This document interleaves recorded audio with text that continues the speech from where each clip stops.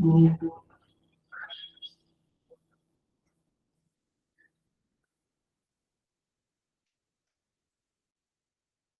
हम्म,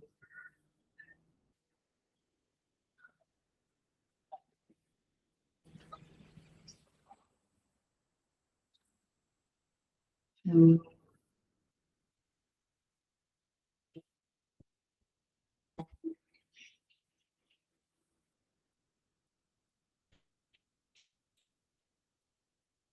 ॐ सहनावतु सहनौ भुनक्तु सह वीर्यं करवावहै तेजस्विनावधीतमस्तु मा विद्विषावहै। ॐ शान्ति शान्ति शान्तिः। समस्त जन कल्याणे निरतं करुणामयं नमामि चिन्मयं देवं सद्गुरुं ब्रह्मविद्वरम्। Hari Om, I welcome you all with great love and great respect in this Bhagavad Gita discourses. हम 15वें अध्याय पे है। We will chant 5 shlokas. ओम श्री परमात्मने नमः। अथ पंचदशोऽध्यायः।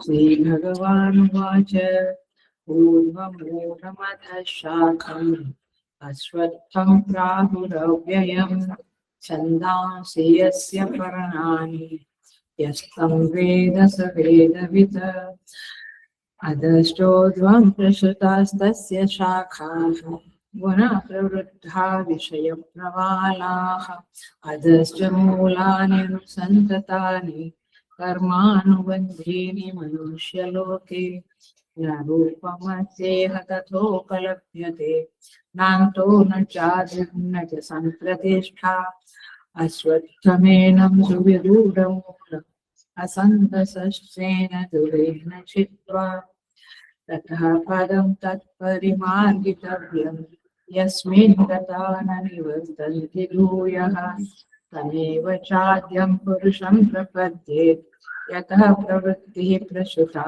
पुराणे निर्माणमोहाजितसङ्गदोषाः अध्यात्मनित्या विनिवृत्तकामाः द्वन्द्वे विमुक्ता सुखदुःखसंज्ञैः गच्छन्त्यमूढा पदमव्ययं तत्। सो तीसरा श्लोक हम ट्रांसलेशन कर लेते हैं, बाद में देखें। न रूपम अस्य इह तथा उपलभ्यते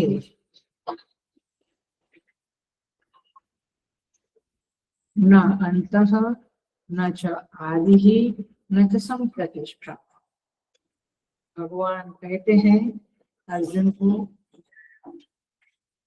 अस्य अस्य माने इस संसार वृक्ष का, रूपम माने स्वरूप,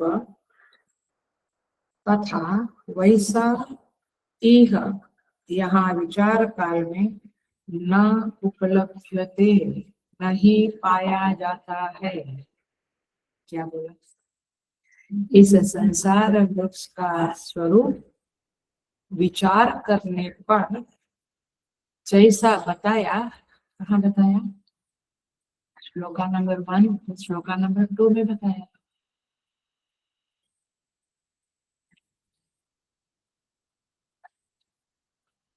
सो जैसा बताया तथा न उपलब्ध थे, वैसे वहां पे उपलब्ध नहीं होता है। विचार करने पर जो पहले बताया ना, ऊर्ध्व मूल है, अधः शाखा है, ये बातें जो भगवान ने करी ना, वो बातें जो करी है उसके मुताबिक ये संसार का रूप जब विचार करते हैं तो उपलब्ध नहीं होता है, वैसा नहीं दिखता है। पहले आपको वैसा ही दिखा ना, जैसे बताया पहला श्लोक और दूसरा श्लोक में जो बताया, तो आपको लगा हाँ बराबर है। जब विचार करते हैं तो वैसा स्वरूप मालूम नहीं पड़ता है, उपलब्ध नहीं होता है। देखो इसमें कोई बहुत गंभीर बात नहीं है, वो एडवर्टाइजमेंट में जो बताते हैं फिर जब आप जाते हैं तभी वैसा नहीं होता है। Are you getting? बस सिंपल। तो 30वां श्लोक वैसे थोड़ा गंभीर है बट आपको जम जाएगा। सो कहते हैं यथा न रूपम अस्य इह तथा उपलब्ध्यते। इह माने इस विचार काल में, अस्य अस्य माने संसार वृक्ष का रूप वैसे नहीं मिलता है जैसा भगवान ने पहले और दूसरे श्लोक में बताया। पक्की बात एकदम। हम कहते नहीं यार तूने बताया वहां पे इतना बढ़िया है, मैं तो गया खाने को, कुछ भी नहीं। हर चीज में ऐसे बस वैसा ही समझ लो। बड़ा लौकिक एग्जाम्पल देती हूँ बट जो कि आपको कंफ्यूज हो रहा था करके। न अंतो न च आदि ही न च संप्रतिष्ठा। इस संसार का तो आदि भी नहीं है, प्रारंभ नहीं है, अंत नहीं है, और उसकी संप्रतिष्ठा स्थिति भी नहीं है। स्थिति माने समझते हैं हम, ये टेबल का एक पाया नहीं है तो ये ग्लास रखा है पानी का, उसकी स्थिति नहीं बनेगी है स्थिति। ऐसे ये संसार की स्थिति प्रतिष्ठा नहीं है कोई। अश्वत्थम एनम सुविरूढ़ मूलम। तीसरी लाइन में क्या कहते हैं भगवान? गड़बड़ कर देती है। ये वृक्ष जो है वो अश्वत्थ है, माने कल न रहने वाला, क्षण प्रध्वंसी है, सुविरूढ़ मूलम, लेकिन इसके मूल बड़े गहरे हैं। ये वृक्ष के मूल बड़े गहरे हैं। याद आया? राग द्वेष वासना बोला। और अश्वत्थ माने क्षण प्रध्वंसी, आज है कल नहीं है। सुविरूढ़ मूलम, चौथी लाइन, असंग शस्त्रेण रूढ़ेन छित्त्वा। इसीलिए जो कि ये सुविरूढ़ मूल है, अहंकार, ममता, राग, द्वेष इत्यादि मूलों वाला यह संसार रूपी पीपल का वृक्ष असंग शस्त्रेण, असंग माने वैराग्य, संग माने आसक्ति, असंग माने वैराग्य, असंग शस्त्रों से, शस्त्र के द्वारा माने वैराग्य रूप शस्त्र के द्वारा दृढ़ेन छित्त्वा, इसको दृढ़ता से छेदन कर दो, इसको काट दो। इस संसार वृक्ष, सारी समग्र गीता का मूल एसेंस यही है कि हम साधक इस संसार वृक्ष को काटे। इसमें बैठ के घोंसला बना के मौज मजा करते करते करोड़ों जन्म बीत गए, अब तो इसे काटना चाहिए। ये मूल संदेश है। तो पकड़ी बात, इस संसार का स्वरूप वैसा नहीं है जैसा बताया, न इसका आदि न अंत न प्रतिष्ठा है। भगवान कहते हैं ये अश्वत्थ है, क्षणप्रध्वंसी है, लेकिन उसके मूल बड़े गहरे हैं। तो इसको वैराग्य रूपी शस्त्र के द्वारा काट दो। That's the point. So देखो अभी हम देखेंगे, मतलब इसका अर्थ ये है कि ये वृक्ष की जो बातें करी है बहुत सारी अन्य अन्य पुराणों में सब जगह पे, तो जैसा देखा संसार को, सुना, वैसा जब तत्व ज्ञान होता है तो वैसा रूप नहीं दिखता। मतलब क्या हुआ? तो महात्मा लोग हैं, देखो वहां पे चले जाओ, उन लोगों को जैसा हम देखते हैं संसार वैसा नहीं दिखता है। आया? क्या था टाइटल दिया? मिथ्या संसार वृक्ष के मिथ्यात्व का निश्चय। समझ में आया मिथ्या कैसे है? अभी हम समझेंगे, बट मूल बात समझ में आई। ये तीसरे श्लोक में भगवान क्या कहना चाहते हैं? इसके मिथ्यात्व का निश्चय करो, ये मिथ्या है, ये बात को समझो। जैसे यहाँ पे कहते हैं आंख खुलने के बाद स्वप्न का संसार फिर वैसा नहीं दिखता है। जैसे महात्मा लोगों को स्वप्न की तरह यह संसार वापस, पहले अज्ञान था तभी जो महात्मा को दिखता था, वैसा ज्ञान के बाद नहीं दिखता, बदल जाती है बात। सीधी सी बात है ना। मैंने कुछ सुना और मैं गया मॉल में, लेकिन आंखों से देखा तो पता चला वैसा नहीं है, या जीभ से टेस्ट किया या हाथ से स्पर्श किया कपड़े को, या वैसा नहीं। ऐसे महात्मा लोगों को ज्ञान हो गया, फिर ये संसार का रूप वैसा नहीं दिखता है जैसा पहले दिखता था। भगवान ने 9 लक्षण बताए थे, याद आता है? कौन से? पहला ऊर्ध्वम मूलम, अधः शाखम, अश्वत्थम, अव्ययम और छंदांसि यस्य परायण। 5 पहले श्लोक में हुआ।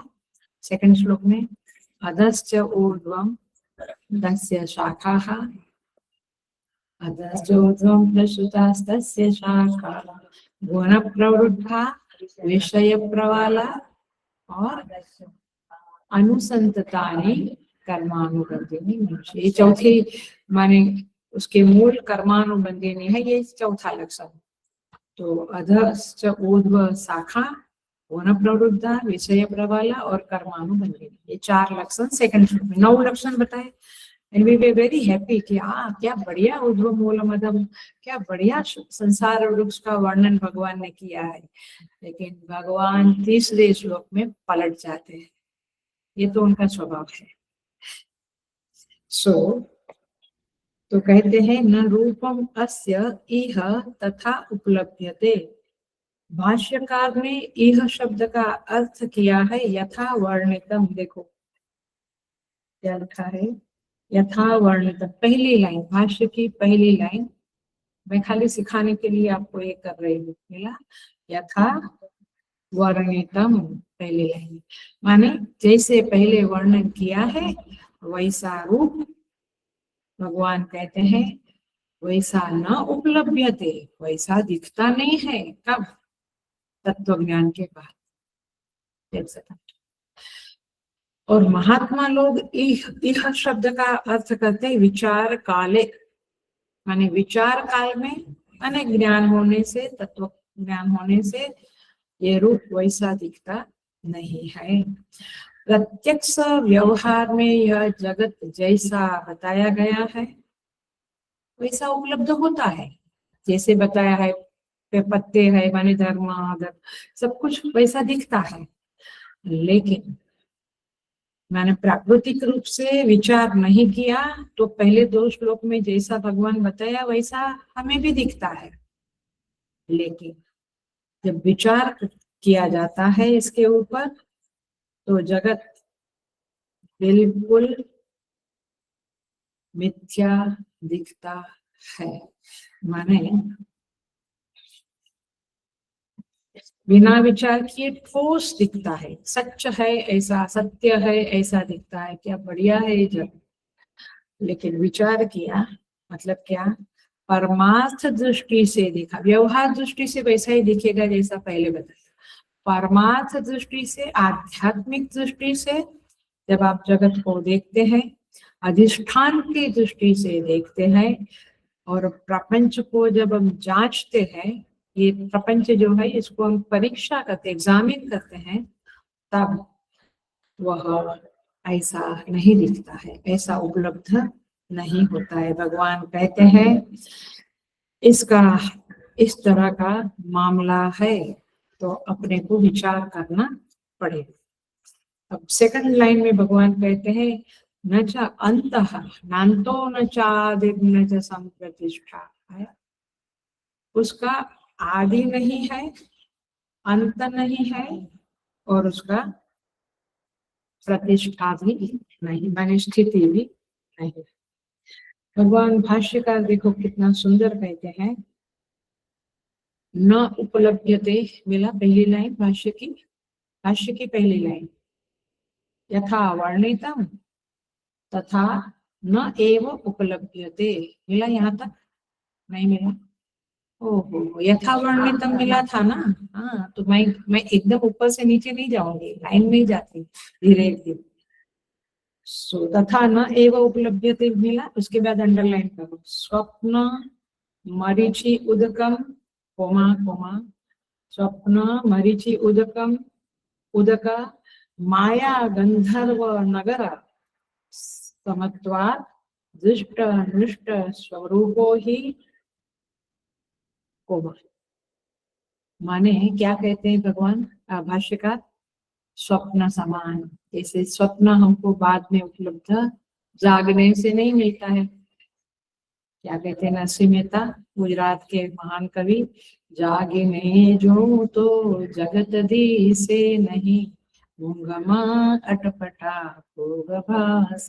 मैं जब जाग कर देखता हूँ तो नींद में जो बहुत सारे भोग थे कुछ दिखते ही नहीं है। देखो ये कवियों का, कवि की दृष्टि होती है, क्रांत कहते हैं कवि को। मरीचि उदका, जब चलो गाड़ी का ही एग्जाम्पल ले ले, जब गाड़ी चलाते हैं तो धूप में पानी दिखता है कभी कभी मरीचि, तो उसको मृग मरीचिका बोलते हैं। वैसा ही ये जगत है, दिखता है कुछ, होता है कुछ। वो तो हम रोज बोलते हैं ना अपने व्यवहार में, दिखता दिखता था बहुत बढ़िया लेकिन निकला ऐसा। हर चीज में, वस्तु में, व्यक्ति में, घर लिया, स्थान लिया, सोसाइटी देख के आए, बाद में दिखता है कुछ अलग। मरीचि उदक के समान। और तीसरा कहते हैं गंधर्व नगर के समान। गंधर्व नगर माने जैसे वो जादूगर करता है ना, वैसा ऐसा है ये जगत। और सच में ऐसा है। ये तो हमें आदत पड़ गई है तो हम गाड़ी चला रहे हैं, वो ज्यादा सोचते नहीं। तमत्वाद दृष्ट नष्ट स्वरूप हो, जैसे स्वप्न अभी था अभी गया, वैसे गंधर्व नगर भी, जादू खत्म हो गया तो गंधर्व नगर गए। ऐसे यह संसार दृष्ट नष्ट, अब भी दिखा अब भी नष्ट हो गया। पेड़ अब भी दिख रहा था अभी गिर गया। इसको कहेंगे तथा न उपलब्धते। फिर कहते हैं न अंतः, इसका अंत नहीं है। भगवान भाष्यकार कहते हैं अतएव न अंतः न पर्यंतः निष्ठा समाप्ति व विद्यते। तो पहली दो लाइन का पहला पैराग्राफ है, आपको भी धीरे धीरे समझ में आता है कि भाष्य कैसे चलता है।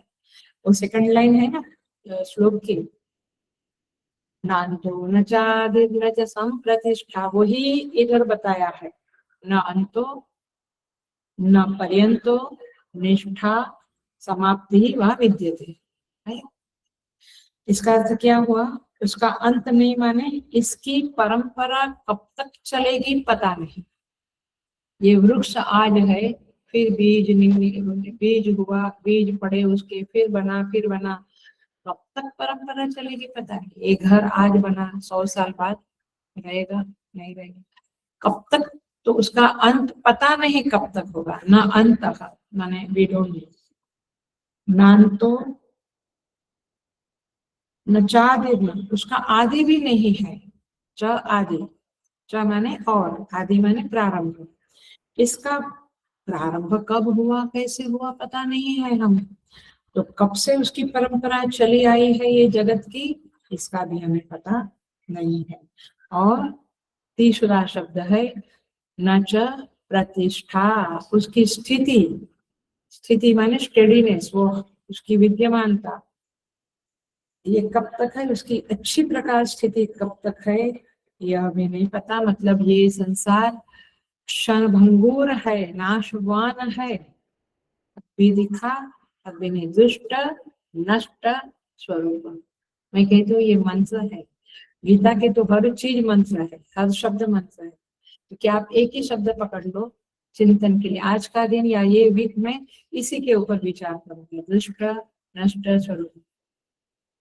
जब आपने उसको पकड़ा इस शब्द को, फिर आप पूरे व्यवहार में आपको हाईलाइट होता रहेगा, अरे हाँ ये तो दुष्ट नष्ट स्वरूप, अरे हाँ उसने कल बोला था आती हूँ और आज मैसेज डाल दिया नहीं आती हूँ, हो गया माने अभी कुछ अभी कुछ।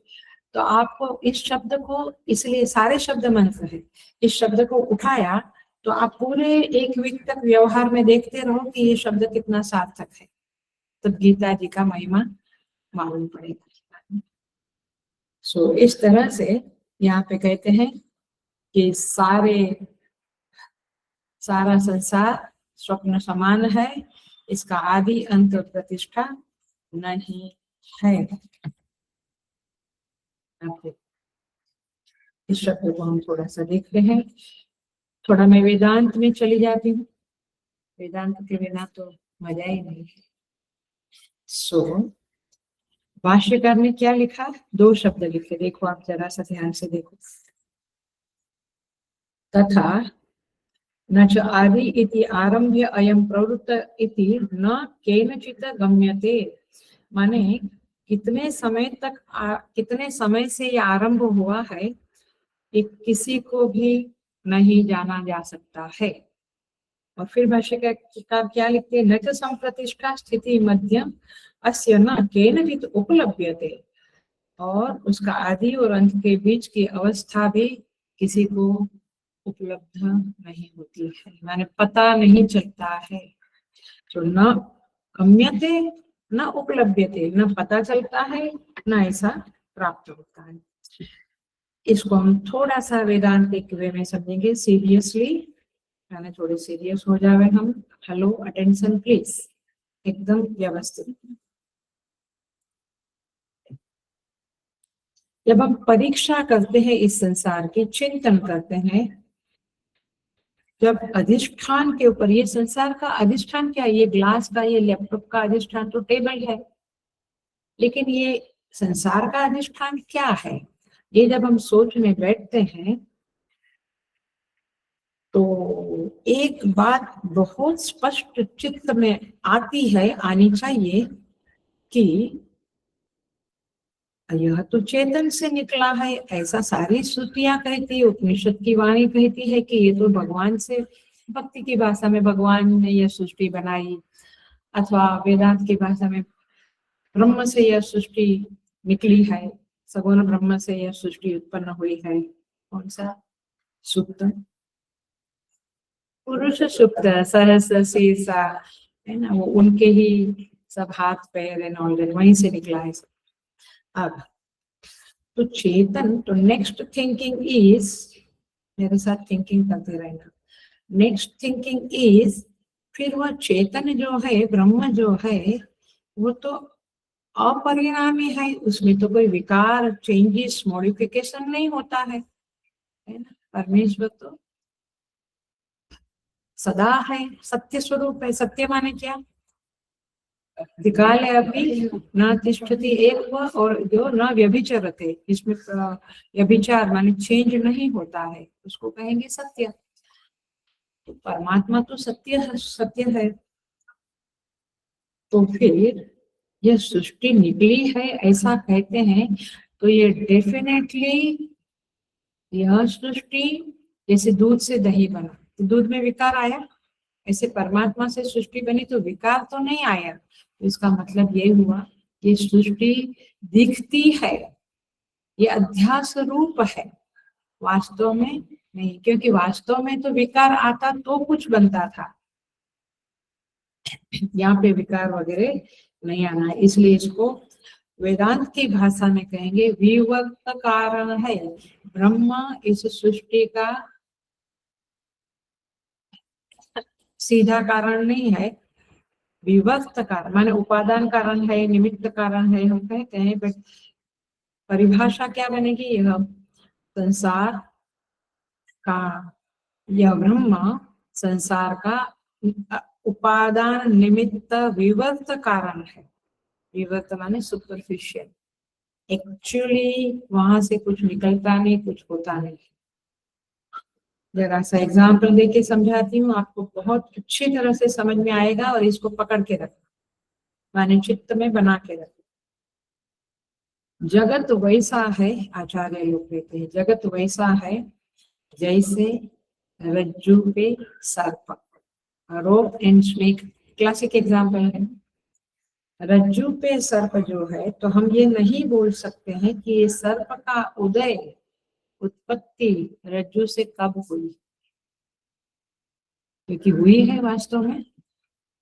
हाँ, तो कब हुई ये हमें दिखता है, बट उसकी उत्पत्ति कब हुई पता नहीं। आया नान्तो न जादिर्न संप्रतिष्ठा, पकड़ में आई बात। तो उत्पत्ति पता नहीं। अब ये नहीं बोल सकते हैं कि उसका उदय कहाँ से हुआ, तो ना आदि ही। ये नहीं बोल सकते हैं कि ये सर्प कब मर जाएगा, तो ना अंत है। और ये प्रतिष्ठा तो उसकी है ही नहीं, क्योंकि जैसे मालूम पड़ा वैसे सर्प उड़ गया।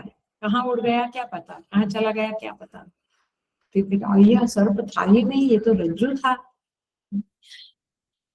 आचार्य लोग तो सत्य बोलने वाले लोग होते हैं, तो कहते हैं यहाँ तक कि जगत को ऊर्ध्व मूल भी सच में नहीं बोल सकते। ऊर्ध्व मूलम अधिष्ठानम, पहले बोला हम खुश हो गए, हाँ भगवान ऊर्ध्व मूल है। यहाँ कहते हैं कि यथार्थ दृष्टि से, आध्यात्मिक दृष्टि से, पारमार्थिक दृष्टि से इसको ऊर्ध्व मूल भी नहीं बोलेंगे, क्योंकि ऊर्ध्व मूल बोला कैसे बोलेंगे हम, कैसे कहेंगे? क्या सर्प को रज्जु मूल कह सकते हैं? हरिओम। इजी है बट थोड़ा माइंड डुबाना पड़ेगा इसमें।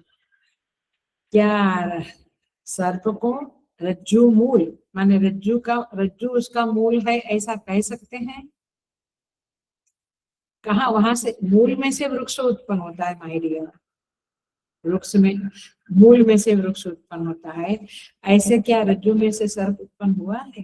तो फिर ऊर्ध्व मूल, ये जगत का ऊर्ध्व मूल पहले कहा, वो थोड़ा आपको शुरुआत जरा क्या बोलते हैं गाड़ी पाटे पे चढ़ाने के लिए कहा, और आपकी दृष्टि से वो सत्य है।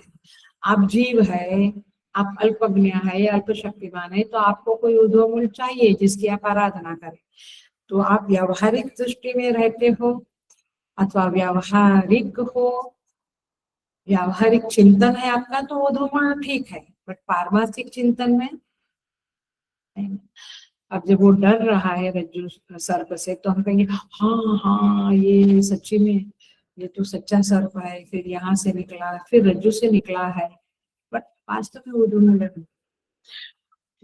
तो मूल कहने का मतलब क्या है कि आप, ये बहुत ही जबरदस्त वाक्य है, आपको अच्छे से पकड़ना ही पड़ेगा। You have to pick up the essence of what I am saying now.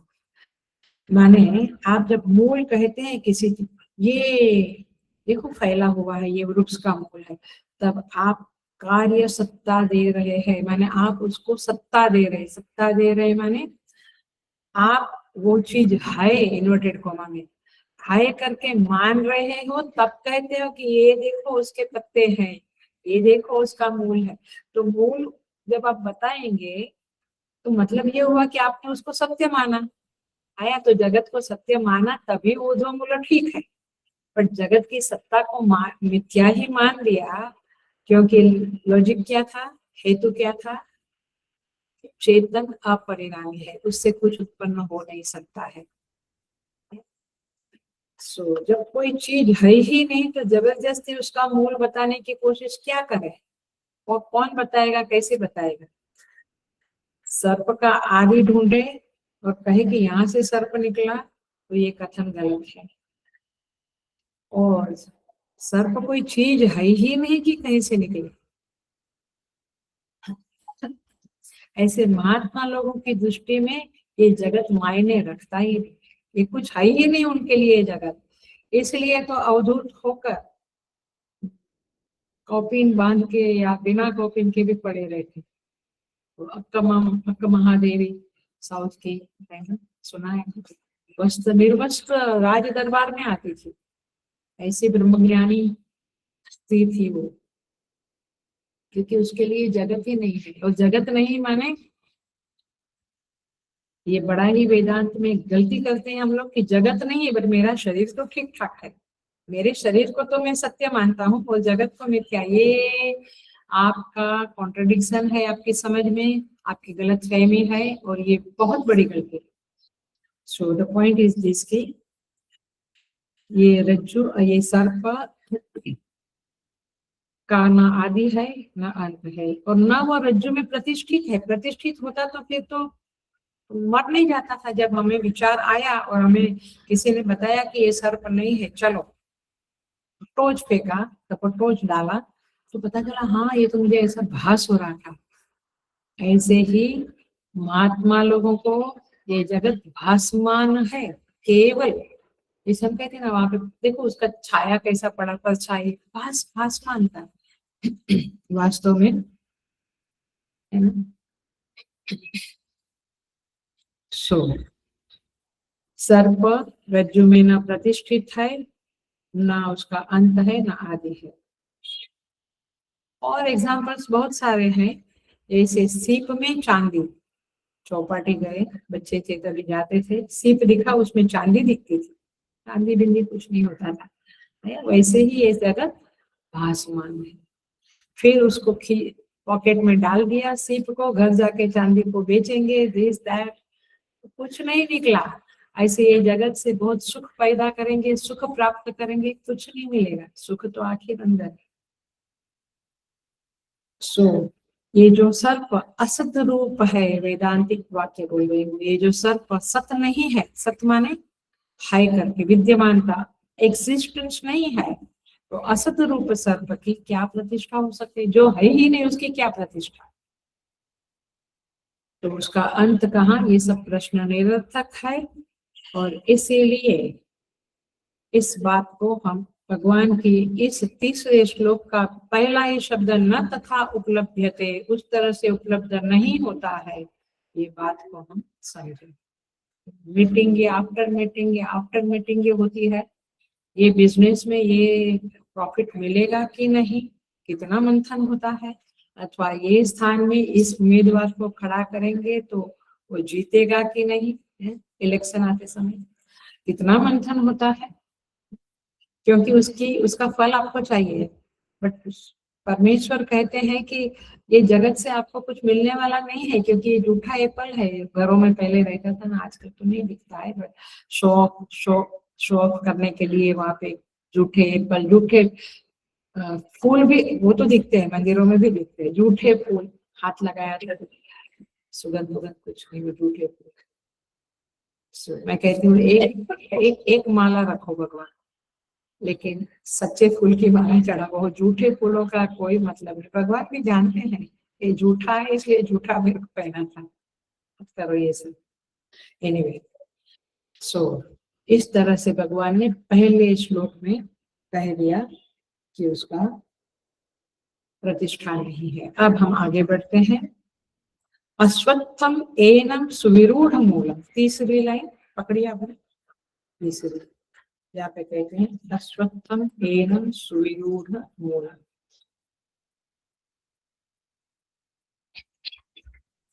भाष्यकार कहते हैं यथोक्तम, सेकंड लास्ट पैराग्राफ में, यथोक्तम सुविरूढ़ मूलम सुष्ठु विरोधानि विरोहम गतानि मूलानि यस्य तम सुविरूढ़। यथोक्तम जब पैसे कहा है, आप देखो, मतलब कि ये इसके मूल बड़े गहराई में गए हुए, कई मूल यूं उखड़ जाते हैं, कई मूल नहीं। भगवान कहते हैं ये जगत का असली रूप देख लो, my dear साधकास, my dear bhaktas. भगवान कहते हैं जरा असली रूप देखो। ये भगवान की करुणा है कि हमें गीता माता के जरिए ये रूप बताते हैं, और वे जानते हैं कि जगत हमारी दृष्टि में क्या है, वो सत्य है, वो सत्य। बच्चों को है, चलो कहाँ जाते हैं आप, बच्चों को एग्जाम्पल देखो, उसकी डॉल, उसकी छोटी छोटी कार, हाथ लगाया तो घुमा घूम, चिल्ला चिल्ली, क्यों? वो टूट गया तो हमारे आंख में आंसू तो दूर की बात है, हमें अंदर भी कुछ नहीं होगा, बोलेगा ठीक है 500 700 या 400 500 या 200 300 का था, दूसरा ले लेंगे बेटा, नहीं मुझे वही चाहिए। क्यों? उसके लिए वह ठोस सत्य है, क्योंकि वो कौन है? बच्चा है। हेलो, आप मेरे साथ हो? क्योंकि वो कौन है? वो बच्चा है।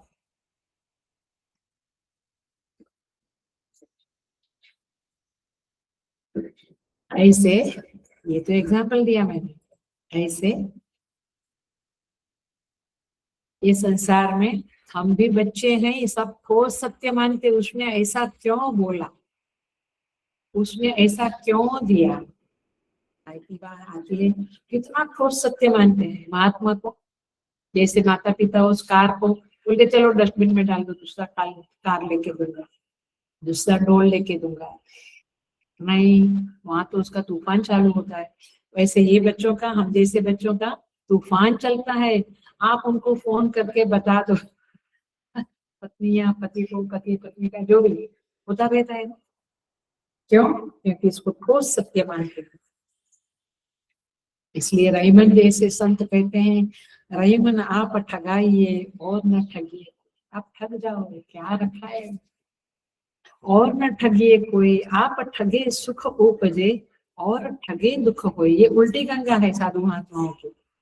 उनको किसी को तकलीफ दिया तो उनको ज्यादा तकलीफ होती है, उनको कोई तकलीफ दिया तो बोलते चलो ठीक है। संसार वाले को दूसरों को तकलीफ देके कोई तकलीफ नहीं होती, खुद को कोई तकलीफ दिया तो हो गया, क्या वॉर शुरू हो गई, युद्ध शुरू हो गया। बड़े युद्ध और छोटे युद्ध सब वही बात है। anyway, सो भगवान कहते हैं स्विरूढ़ मूल, हमारा सत्य क्या है, यह जगत ठोस है, वास्तव में है, ऐसा व्यवहार का विजन है, दृष्टि है, लेकिन पारमार्थिक सत्य है अश्वत्थम, ये कल ना रहने वाला है, भासमान है, और इसके मूल फिर भी सुविरूढ़ मूलम। आपको समझ में आता है भगवान कैसा डबल डबल बोलते हैं, एक बाजू सुविरूढ़ मूलम, एक बाजू अश्वत्थम।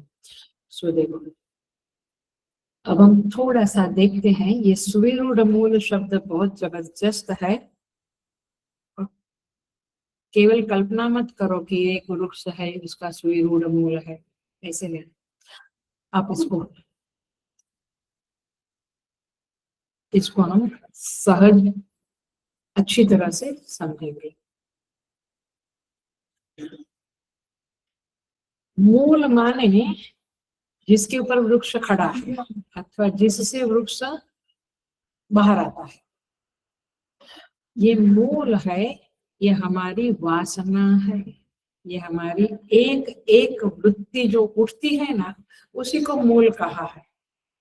सो देखो एक एक वृत्ति को पार जाना बड़ा कठिन होता है, सालों तक याद रखते हैं लोग बातों को।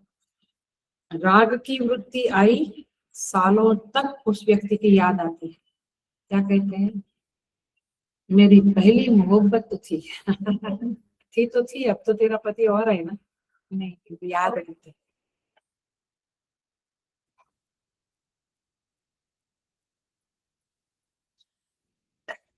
किसी से नफरत हो गई तो मैं जिंदगी में अभी उसका नाम नहीं लूंगा। और मैं कभी कभी पहले देती थी एग्जाम्पल, वो आदमी बूढ़ा मर रहा है, मरते समय वो बेटे को कहता है मेरी अंतिम इच्छा तुझे पूरी करनी है, क्या है पापा? बोले उसका तो बिजनेस को तो उल्टा कर देना, उसने मेरा बिजनेस उल्टा किया,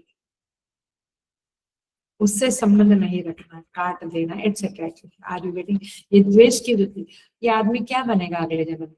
इतना द्वेष है तो टाइगर, सिंह, द्वेष वाला अभिमान, एक वृत्ति ही देख लो हमारी खुद की, ये अभिमान हर कर्म के साथ जुड़ा है, हमारा वाणी के साथ जुड़ा है, चेहरे के एक्सप्रेशन के साथ अभिमान जुड़ा है।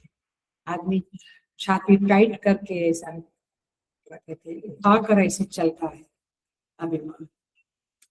क्रेडिट लेना, श्रेय लेना, ये तो बहुत चलता है, ये तो हमें प्रोजेक्ट में मालूम पड़ता है, काम कोई करता है और क्रेडिट कोई लेता है। ये सारी वृत्तियां क्या है? जड़े है, इन जड़ों को हटाना है, मैंने सुविरूढ़ मूल है तो कुछ कुछ भगवान रूप, भगवान का कुछ शस्त्र विस्त्र वरदान में लेके उसको काटेंगे, वो वाला मत सोचो। सुविरूढ़ मूल माने एक एक वृत्ति वासना हमारा मूल में पड़ा है, उसको हमें लोभ, ईर्ष्या, क्रोध, इसको हमें हटाना है, मारना है, खत्म करना है। मुश्किल तो है क्योंकि एक ही कर लो इस जन्म में। कई लोग कहते हैं मुझे लगता है मुझे ये जन्म में कुछ मिल जाएगा। मैं कहती तेरा बेटा किधर है, तेरा बेटा किधर है अभी? हाँ वो कनाडा में है, उसने ये किया, पूरा 1 घंटा लेक्चर तुझे इस जन्म में खत्म करते हैं। तो तेरा राग इतना एक्सप्रेस हो रहा है, राग द्वेष है भाई, ये गुरु के बिना कोई नहीं समझाएगा, आचार्यों के बिना कोई नहीं समझाएगा। क्योंकि वे कभी कभी उंगली रख देते हैं, बट कभी कभी साधक को, भक्त को, शिष्य को मालूम नहीं पड़ता है कि कहाँ किस संदर्भ में बोल सकते हैं, क्योंकि एक मर्यादा भी होती है। उसको एकदम से हम कह दे कि तेरे को मोक्ष चाहिए हो तो 1 घंटा तेरे रागास्पद की बात कर रहा है तो बेचारा खुश हो जाएगा, माने खुश हो जाएगा। इसलिए हम लोग ऐसा नहीं बोलते हैं, बट हम उंगली तो रख ही देते हैं। सो भगवान कहते हैं ये संसार जीवों के सिर पर चढ़ा हुआ है, ये वृत्तियां जीवों के हृदय में खोल डीपली बैठी हुई है, सुविरूढ़ अच्छी तरह से क्या कहते हैं इंजेक्ट की हुई है। परंतु आपको क्या करना है, अश्वत्थ शब्द को समझना है कि ये संसार कल न रहने वाला है। तो दोनों शब्द जो है अश्वत्थ और सुविरूढ़ मूलम और न उपलब्ध्यते, दोनों को देखो। व्यावहारिक दृष्टि में सुविरूढ़ मूल है, पारमार्थिक दृष्टि में संसार है ही। तो दृष्टि अलग अलग है, भगवान ने कोई कॉन्ट्रडिक्शन नहीं किया है। नहीं तो हम भगवान का भी दोष निकालने में हमें कोई संकोच नहीं होता है। साधु संतों का तो निकालते ही रहते हैं, गुरुजनों का तो निकालते ही रहते हैं। So the point is this कि यह जगत माइक है, वास्तविक नहीं है, फिर भी सबके सर पे चढ़ा हुआ है। फनी एग्जाम्पल दो, वहां पे पड़ा है जूठा गहना, लेकिन फ्रेंड के घर गए, फिर पड़ा है, क्या बढ़िया है, कितना मस्त है, कहाँ से लिया, कितना तोला का है सोना। वो बोलती है ये सोना नहीं है, फिर भी हमको उसमें सोना दिख के उसका अट्रैक्शन होता है। पॉइंट इज दिस की झूठी बात का भी कभी कभी हम गले से लगा के इसको छोड़ते नहीं है। ये देखा है आपने, कोई कोई कहता है ये झूठा है, फिर भी हम उस बात को झूठ मानने को तैयार नहीं होते हैं। आपका बेटा पीता है कुछ, माने जो भी नॉनवेज शराब ये दिस एंड दैट, आप देखते हुए भी कहते हो नहीं नहीं मेरा बेटा तो अच्छा ही है। वो नहीं, वो तो एक आध बार, अरे कल भी, अरे परसों भी खाया था उसने, परसों भी गया था उधर, नहीं नहीं वो एक आध बार। आप देखते हुए सुनते हुए भी मानने को तैयार नहीं, इसको झुठला देते। ऐसे ये संसार, आचार्य लोग कहते हैं, महात्मा लोग कहते हैं क्षणभंगुर है, क्षण प्रध्वंसी है, झूठा है, माइक है। हम मानने को तैयार नहीं, मार खाते हैं, संसार ही खुद बता देता है कि देखो मैं झूठा हूँ, तब भी हम मानने को तैयार नहीं। सो ये लौकिक मनुष्यों की यही कथा है, और पारमार्थ में तो वह झूठा है। सो संशरण की जड़ें बहुत ही गहरी गहरी है, और उसको आसानी से काटा नहीं जा सकता। कर्म छोड़ दो, कर्म करना नहीं कर सकते, उसको पार करना मुश्किल है। मैं कहती हूँ निष्काम कर्म करना ही मुश्किल है लोगों के। निष्काम माने सेल्फलेस एक्शन, मेरा स्वार्थ न हो ऐसा कुछ काम करना ही मुश्किल है। लोग कहते हैं पैसा इसलिए कमाते हैं कि उधर दान करें,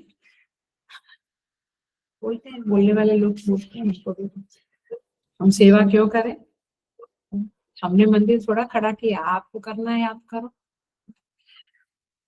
पॉइंट इज दिस की एक एक स्वार्थ की वृत्ति, वासना की वृत्ति से पार जाना बड़ा मुश्किल है।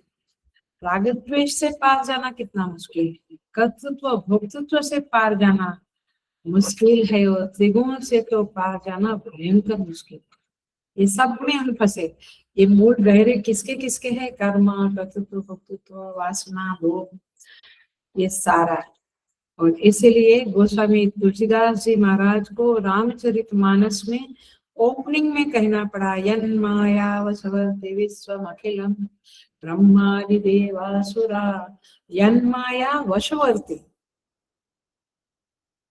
ये माया के वशवर्ती विश्वम अखिलम, सारा विश्व, इतना नहीं।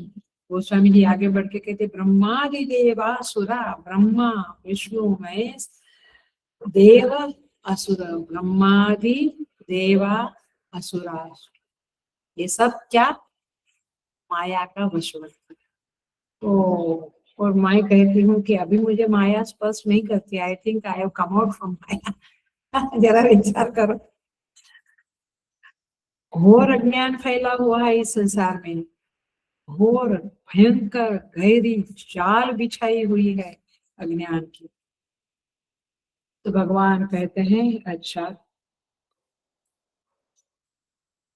अश्वत्थमेनं सुविरूढ़मूलम् असंग शस्त्रेण दृढ़ेन चित्वा। अब भगवान क्या कहते हैं, डोंट वरी माय चाइल्ड, असंग शस्त्र से दृढ़ेन चित्वा, अच्छी तरह से दृढ़ता से इस संसार का छेदन करो।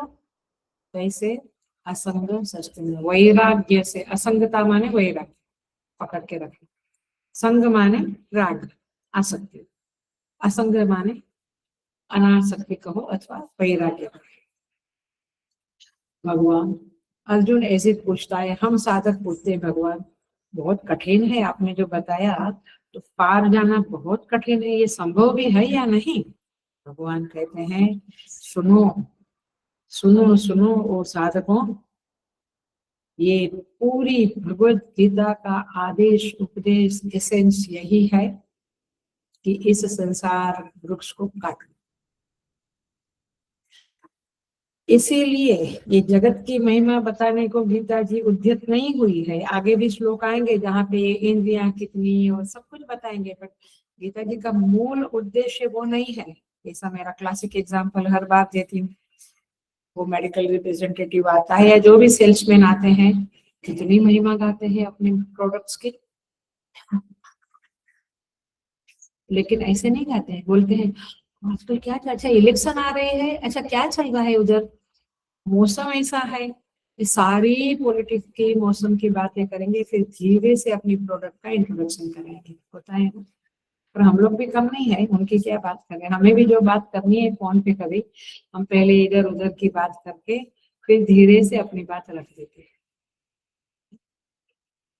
So the point is this की यहाँ पे इस तरह से गीता माता इधर उधर की बातें करती है क्योंकि आपको यही प्रोसीजर सूटेबल है। फिर धीरे से गीता माता ये एसेंस की बात कहती है, छित्वा, छेदन करो, उपाय है, असंगता का शस्त्र लेकर इस जड़ों को, रागद्वेष की जड़ों को काटो।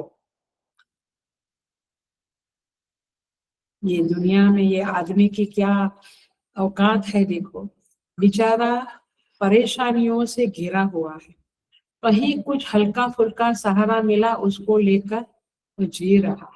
और भगवान आप कहते हो कि उस सहारा को काटो। सहारा किसका होता है? ममता वाला संग, वहीं पे सहारा वही होता है और वही संग लगता है ना। ये लैपटॉप का मुझे सहारा है और मुझे प्रवचन करना ही है, तो मेरा नेचुरली उसमें राग है, सीधी सी बात है। तो भगवान क्या कहते हैं, तुम उसको काटो। वो बेचारा हल्का फुल्का कहीं सहारा लेकर बैठा है। सो संग, असंग शस्त्र, जरा ध्यान से समझना और अटेंशन प्लीज। इस शब्द को अच्छे से समझ लो, बहुत अच्छे से समझ लो।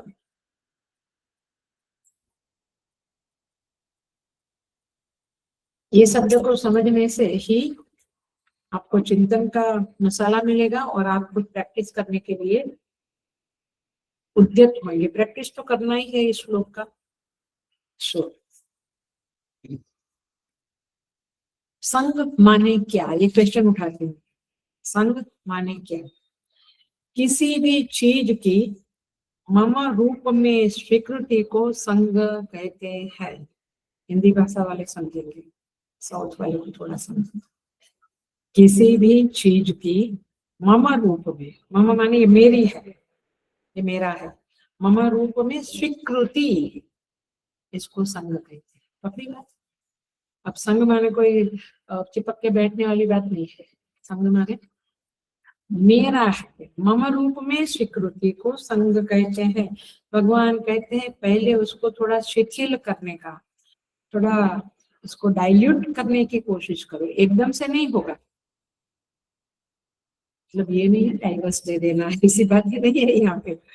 ये समझेंगे आप, मैं उसका एनालिसिस पे जा रही हूँ, थोड़ा गंभीरता से समझेंगे, बी अलर्ट। सच्चाई जीवन की यह है कि जीव ममता के बगैर रह नहीं सकता है। ममता तो उसको चाहिए ही चाहिए, माने ममता का सहारा तो चाहिए ही चाहिए। वस्तु का सहारा, घर में ममता, टीवी में ममता, लैपटॉप में ममता, व्यक्ति में, घर में, स्थान में, सब जगह ममता ममता हमारी चिपकी हुई है। सो क्यों? क्योंकि उस ममता से मुझे सुख मिलता है। ये सच्चाई है, इसको नकार नहीं सकते हम। You have to accept it. तो हर समय हम ममता की निंदा नहीं करेंगे, परंतु हम धीरे धीरे समझ के उस ममता को काटेंगे। देखो, ममता का एक और प्लस पॉइंट है, पॉजिटिव पॉइंट है कि स्वतंत्रता की पोषक है ममता। ये दूसरा वाक्य बोला। पहले क्या बोला? जहाँ पे मम भाव है वहां उसको संग कहेंगे, उसकी स्वीकृति को संग कहेंगे। अब दूसरी बात क्या कहा मैंने? ममता स्वतंत्रता की पोषक है। आया? अब क्या मतलब, आप क्या समझे? स्वतंत्रता की पोषक माने, एग्जाम्पल, ये घर मेरा है तो उसको ताला मार के कुछ दिन रखो या उसमें आओ जाओ, ये मेरी स्वतंत्रता है। तो ये घर मेरा, inverted coma, double inverted coma में, ये घर मेरा है तो ये स्वतंत्रता मिली ना किसी के घर में। संभाल के जाना, संभाल के। पहले का जमाना अलग था, जब हम छोटे थे तो कहीं भी माने नेबर के घर में खा लेते थे, सब कुछ बढ़िया बढ़िया था। बट अब अलग है। पॉइंट यही है कि अच्छा, मेरा पैसा है बैंक में या जहाँ पर भी, उसको वापरना या इकट्ठा करके रखना, ये मेरी स्वतंत्रता है। तो जहाँ मम है वहां पे स्वतंत्रता। Are you getting? And who doesn't want a स्वतंत्रता? सबको स्वतंत्रता चाहिए, ये तो हमारा जन्म सिद्ध हक है। तो करें तो क्या करें? स्वतंत्रता तो है करके तो उसमें मम है, और मम है करके उसके प्रति स्वतंत्रता है। अच्छा चलो, अयोध्या जाना है, रिजर्वेशन किया ट्रेन में, तो रिजर्वेशन वाली सीट है तो स्वतंत्रता है, नहीं तो हाथ जोड़ के आर यू गेटिंग? ये मम वाली चीज है तो भगवान कहते हैं उस मम को काटो। हे भगवान, आप ऐसा क्यों कह रहे हो?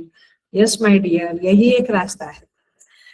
सो यदि हमारी बुद्धि को ये समझ में आ जावे कि ये ममता जो भाई ये अनर्थकारी है, ये सर्वांश में अपना नाश करने वाली है, तो आदमी में वैराग्य आएगा। लेकिन लाख बुराई करने पर भी लोग ममता के पीछे भागते हैं, इसलिए शायद second wife, third wife, fourth wife सब होता रहता है। ममता और ममता को बटोरो और ममता इकट्ठी करो इधर उधर। इसलिए फार्म हाउस, चलो ये थोड़ा सा रफ एग्जांपल दे दिया मैंने, लेकिन इसलिए फार्म हाउस और उधर लखनऊ में भी बंगला और दिल्ली में भी बंगला है, सब ममता ममता और फिटी फिटी फिटी करते रहते हैं लोग। ओके, परंतु अटेंशन प्लीज, हेलो, आप ध्यान से सुनो। लेकिन यही ममता आपको दुख देती रहती है। ये धन भी दुख देता है। अब इसका क्या कहूँ, ये क्या बोलते हैं, ये आजकल हो रहा है ना, हैकिंग होता है और हाँ साइबर, हाँ साइबर क्राइम, साइबर क्राइम होता है। तो धन आपको सुख दे रहा है, सुख तो देता है थोड़ा बहुत, तो वो ममता वाली चीजों में दुख भी मिला हुआ है। आप ये नहीं समझना। डॉक्टर ने बिल्कुल मना किया है स्वीट मत खाओ, लेकिन स्वीट में ममता है तो खाया तो दुख मिला। आप समझ रहे? तो ये ममता बड़ी ही जादुई मायावती माया है, जादुई माया जैसी है। ममता के कारण दुख होता है। ममता स्वतंत्रता स्वाधीनता भी देती है, सुख भी देती है, क्योंकि ममता एक सहारा देती है। लेकिन आप समझ लो कि ये ममता ऐसी चीज है कि लोग उस ममता के कारण जान देने को भी राजी हो जाते हैं। मूवी में तो देखते ही है, मेरी जान भी हाजिर है, दे देते हैं, अभी भी देखते हैं कितने सारे इंसिडेंट्स होते हैं, जान देने को भी राजी हो जाते हैं ममता के कारण। और बोलेगी आगे, और जान लेने को भी ममता के कारण राजी हो जाते हैं। लेते हैं ना, कितने सारे एग्जाम्पल्स टीवी में आते रहते हैं, ममता के कारण ही जान ले लिया, ममता के कारण ही जान दे दी। सो हर आदमी जानता है, यदि बुद्धिमान है तो, मूर्ख और अज्ञान है तो इतना बोधर नहीं करता है। हर आदमी जानता है कि ममता कीमत मांगती है। ये तीसरा इंपॉर्टेंट वाक्य बोला, ये सब मन में धर के रखो, आपको प्रैक्टिकल लाइफ के लिए बहुत टिप्स मिल रही है इस श्लोक में। ममता कीमत मांगती है। रिलेशनशिप है हस्बैंड एंड वाइफ, सबसे कीमती रिलेशनशिप है ये, सबसे ज्यादा गहरी रिलेशनशिप है, लेकिन वही रिलेशनशिप सबसे ज्यादा कीमत मांगती है। एजुकेटिंग, शास्त्र की बातें कितनी सत्य है ये समझो, हमें पता नहीं चलता क्योंकि हम रूटीन में जी रहे हैं। बट चलो, पति पत्नी को छोड़ो, एक सिंपल घर बनाना, एक कॉमन आदमी की बात करते हैं, घर, स्वयं का घर लेना है तो 15 साल, 10 साल, 20 साल पैसा इकट्ठा करना पड़ता है। तो एक छोटा घर भी कीमत मांगता है, रिलेशनशिप भी कीमत मांगती है। बेटे, सब लोग, बेटे बेटियां सब कीमत मांगते हैं। ममता यूं मुफ्त में नहीं मिलती है। सो इसी को कहते हैं, ये ममता सुविरूढ़ मूलम है, रुलाती है आपको। कोई है, मुझे कहते हैं मेरा बेटा का अभी भी आशा है कि वो कैलिफोर्निया छोड़ के इधर रहने को थाने में आ जाएगा।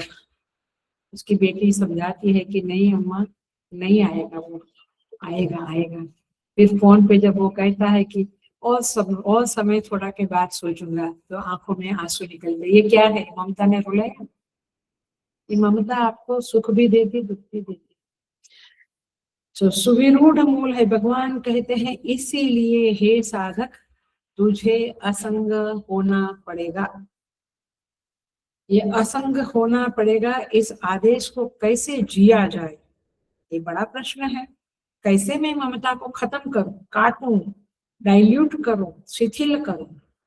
क्योंकि यह ममता की एक बात सच्चाई यह है कि ब्रह्म ज्ञान के बिना ये ममता पूरी तरह से कटती नहीं।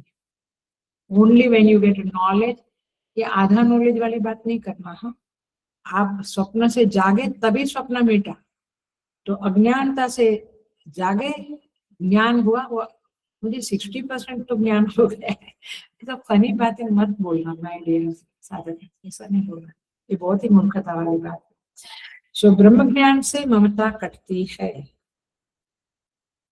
इसीलिए गोस्वामी जी कहते हैं, इसी को भक्ति कहते हैं। भगवान माने भक्त के लिए भक्ति है, ज्ञानी के लिए तत्व ज्ञान है, ब्रह्म ज्ञान है। तो गोस्वामी जी कहते हैं, सबके ममता ताग बटोरी, मम पद मन ही बांध बरी डोरी। यहाँ वहां जहां तहां ममता है, वो सारी ममता को परमात्मा के साथ जोड़ दो, उनसे ममता कर लो। हाँ, ममता नहीं है हमें, हमारी गरज की वजह से, खुदगर्जी की वजह से कुछ मांगना है और वहां से मिलता है करके हम उनसे जुड़े हैं। ममता ममता इतना नहीं है।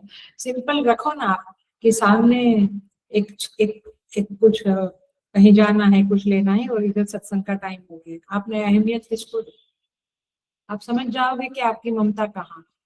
नहीं, मेरे हस्बैंड ने कहा, फिर उनको नाराज करना मेरे बस की बात नहीं है, इसलिए अम्मा मुझे जाना पड़ा। ये सब बातें ठीक है, बट अहमियत तो वही है ना, संसारिक पदार्थों में, व्यक्तियों में ही है, यहाँ कहाँ है। सो इसलिए अच्छा है, साधु बाबा लोग परिभ्रमण करते हैं, न घर से मोहब्बत, और कहीं भी जो खाना मिला वो खा लेते हैं, न खाने से मोहब्बत। ये दो तो ज्यादा ही मोहब्बत वाली बात है। और न उनको पत्नी है, न कोई किसी के साथ रहते हैं, तो किसी व्यक्ति की ममता नहीं। इसलिए नहीं, हम घर पे रह के ही ब्रह्म ज्ञान जरूर पाएंगे। घर पे तो आदेश देगा, ये बनाओ वो बनाओ ये भगवान। और ममता का मुख्य जो नस दबानी है वो नस यह है कि ममता हमें सहारा देती है। धन से सहारा मिलता है, व्यक्ति से सहारा मिलता है, घर से सहारा मिलता है, सब गाड़ी बंगलो ये सबसे सहारा मिलता है। लेकिन इसलिए ये बात समझ ले, वास्तव में कोई धन को, व्यक्ति को, वस्तु को, घर को, लोगों को प्यार नहीं करता। वास्तव में उन सबसे ममता नहीं होती है, क्योंकि उनसे सहारा मिलता है, इसलिए उस सहारे से ममता है माय डियर। उस सहारे से मूल आंख नजर उधर है कि सहारा, जैसे उधर से सहारा मिलना बंद हुआ ममता टूट गई। तो ये ममता सही ममता है। सो वास्तव में हम उन सबको नहीं चाहते, उनका सहारा चाहते हैं, उनसे सहारा मिलता है वो चाहते हैं। क्यों? अब ये भी सच्चाई है कि जीव भाव में जब तक हम हैं, हम बेसहारा नहीं जी सकते हैं। इसलिए कितने लोग मुझसे कहते हैं कि अम्मा जी अकेले रहना बहुत कठिन है। क्यों? बेसहारा रह नहीं सकता है इंसान, कुछ ना कुछ सहारा चाहिए, मन को चाहिए, शरीर को चाहिए, बुद्धि को चाहिए। इसलिए तो हम सत्संग अटेंड करते हैं कि थोड़ा मन को सहारा हो जाए। सो जीव भाव में रहते हुए बेसहारा रहना ये अत्यंत दुखद स्थिति है।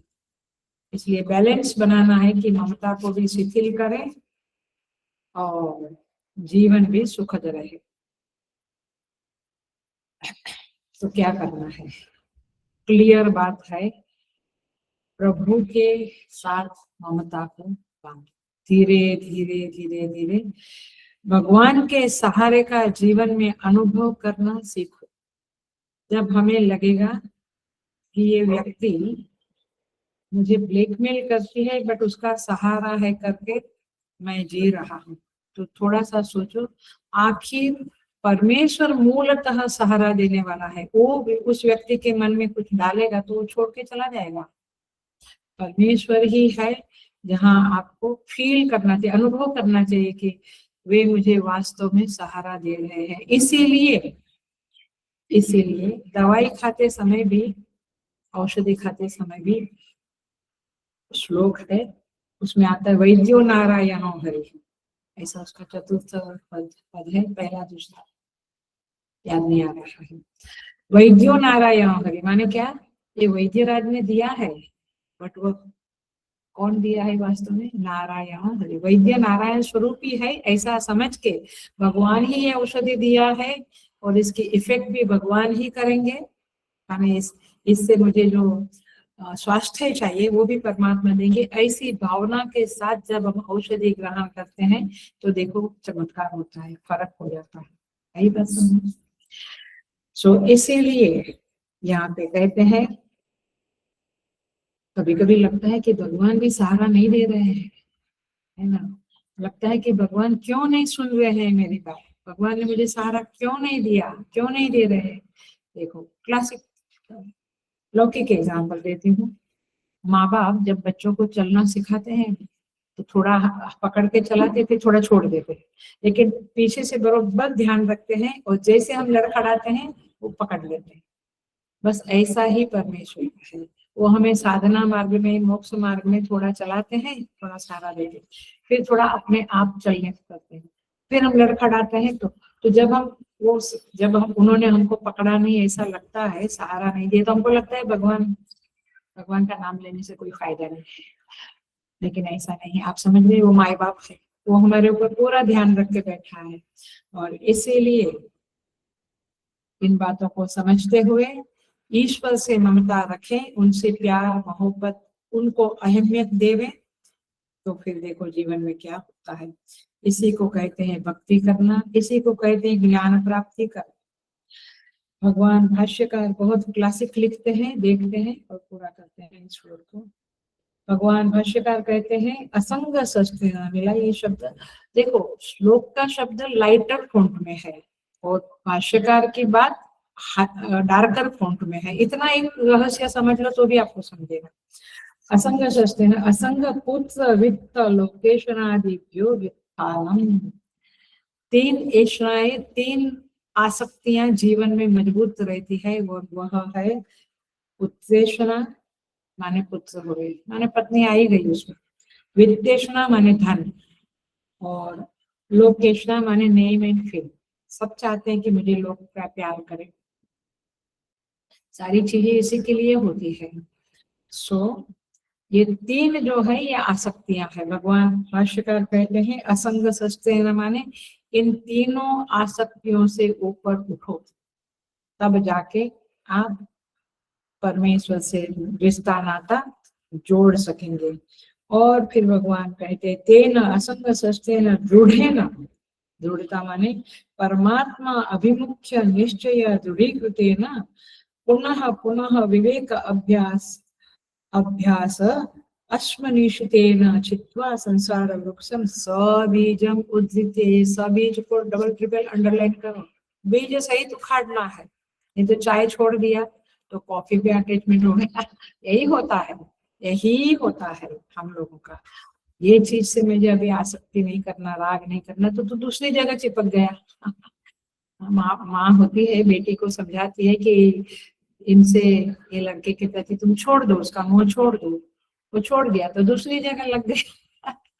यही मनुष्य की हालत है, दीन है मनुष्य, काहे का अभिमान करता है समझ में ही नहीं आता है।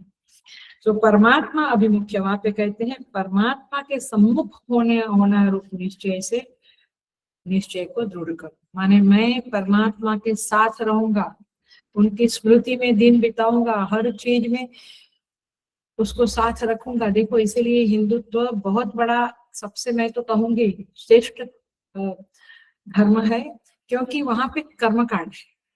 क्या कर्मकांड है? पानी पियो तो ये मंत्र बोलो, खाना खाने के पहले ये मंत्र बोलो, उठकर ये मंत्र बोलो, कराग्रे वसते, फिर सूर्य को अर्घ्य देते समय गायत्री मंत्र। माने पूरे दिन में कर्मकांड करवाता है सनातन धर्म, क्योंकि उस बहाने हम परमेश्वर को और परमेश्वर के ये डिवाइन तत्व जो है इनको याद।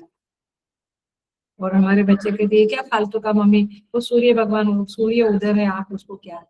ठीक है, ये रंगोली करने से, ये तुलसी का पौधा घर में रखने से क्या, आप नहीं समझोगे। ये कर्मकांड बहुत बड़ी चीज है और सनातन धर्म का ये मुख्य प्राण स्वरूप है, इसलिए हमें सब करना चाहिए। कई मुझे कहते, कल भी कोई कह रहा था ये फूल वगैरह चढ़ाने में रुचि नहीं है, चढ़ाओ। नहीं, नहीं होती है, ऐसा नहीं है। काफी लोग हैं कहते कि हम तो मेडिटेशन करते, फूल चढ़ाओ, अभिषेक करो भगवान को, हंसो मत। कोई पानी चढ़ाता है, क्या पत्थर पे पानी, हंसो मत। माय डियर, वो तुमसे ज्यादा इंटेलिजेंट है, क्योंकि वो पानी चढ़ाते हुए ओम नमः शिवाय या नमस्ते अस्तु भगवान विश्वेश्वराय वाला मंत्र बोलता है, और he is connected, is getting connected with that divine power, that universal person। आप जो बोलो बोलो, हम तो भगवान बोलेंगे, हमें तो बहुत अच्छा लगता है भगवान बोलने में, कोई हमको शर्म नहीं है। तो तू तो मूर्ख है, तू तो आखिर में वही, उसने वो बोला था, उसका वैसे जेब काटू, उसका वैसे उसको दिखा दो, यही में तेरा चित्त रहता है। जबकि ये पानी डाल रहा है, इसका चित्त वहां तो रहता है।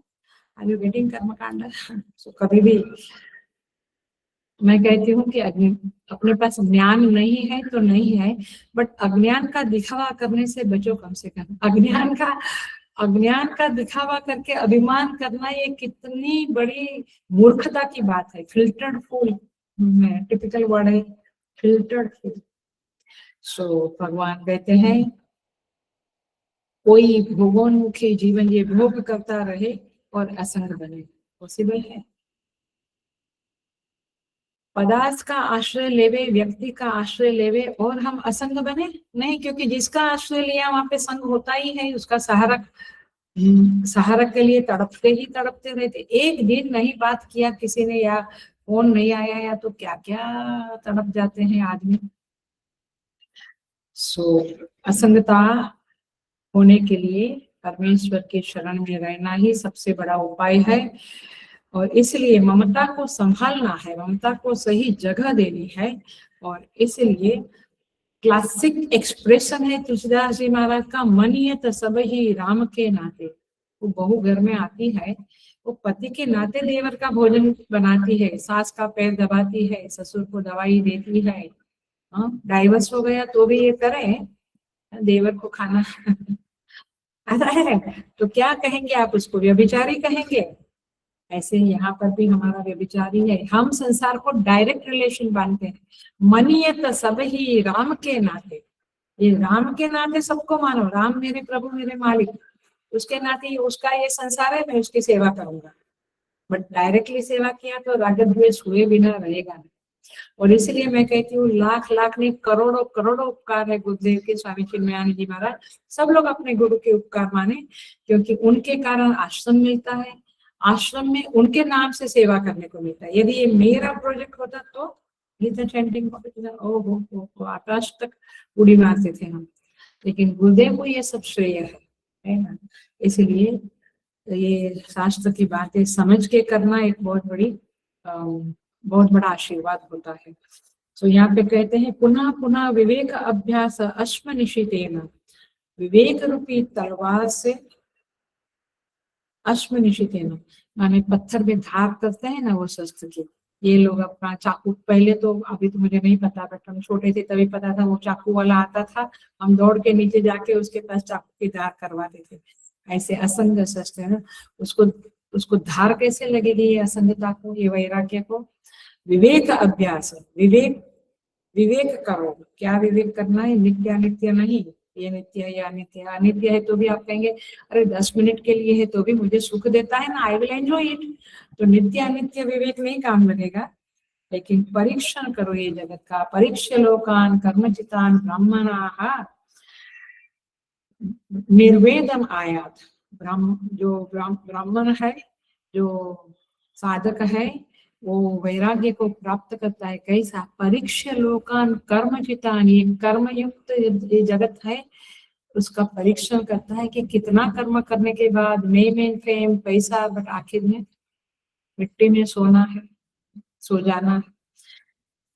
सो इस तरह से यहाँ पे स्पष्ट दिखता है कि पदार्थ जीव को आश्वस्त करने में, कंप्लीटली आश्वस्त करने में समर्थ नहीं। ऐसे सगे संबंधी, कुटुंब, घर, पैसा, कुछ भी समर्थ नहीं है इस जीव को कंप्लीट सहारा देने के लिए। सारे सहारे हमें भय दिलाते हैं, क्योंकि सहारे कभी टूट ना जाए। अभी अच्छा आरोग्य है लेकिन आगे चल के बिगड़े नहीं।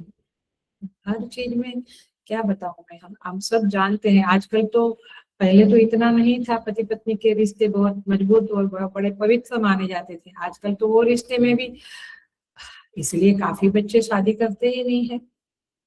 और आप लोग भी डरते हैं कैसे क्या करें, क्योंकि कोई रिश्ता अभी इतना मजबूत नहीं है।